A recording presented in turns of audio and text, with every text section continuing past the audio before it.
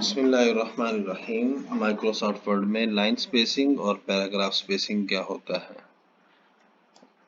تحقیق کے کام کے دوران مقالہ نگار کو جب نگران مقالہ کہتے ہیں کہ ان پیراگرافز کے درمیان سنگل سپیس دیں یا ڈبل سپیس دیں تو اس وقت طالب علم پریشان ہوتے ہیں کہ یہ سنگل سپیس اور ڈبل سپیس کیا ہے۔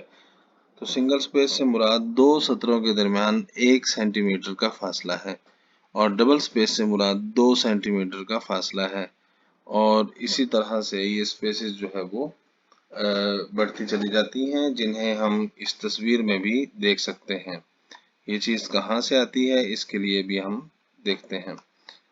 اس لیے ہم ہوم بار میں موجود پیراگراف کے آپشن میں لائن اینڈ پیراگراف سپیسنگ کے بٹن کے تفصیلی بٹن کو کلک کریں گے۔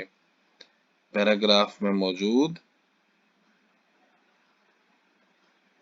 لائن اینڈ پیراگراف سپیسنگ کے بٹن کو کلک کریں گے تو یہ چیز کھول کر ہمارے سامنے آ جائے گی۔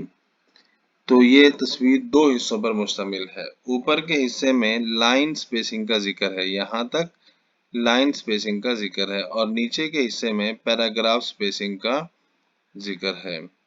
لائن سپیسنگ ایک ہی پیراگراف میں 2 سطروں کے درمیان فاصلہ بڑھانے یا کم کرنے کے لیے اس حصے کو استعمال کیا جاتا ہے، اور پیراگراف سپیسنگ 2 پیراگراف کے درمیان یا کسی پیراگراف سے پہلے یا کسی پیراگراف کے بعد میں فاصلہ بڑھانے یا کم کرنے کے لیے اس فنکشن کا اس حصے کا استعمال کیا جاتا ہے۔ اب دیکھیں گے کہ پیراگراف کے درمیان جو ہے remove space after paragraph, add space before paragraph, جب ہم اس کو ایڈ کر دیں گے تو اب جب دوبارہ دیکھیں گے تو یہاں ریموو سپیس آیا ہوا ہے۔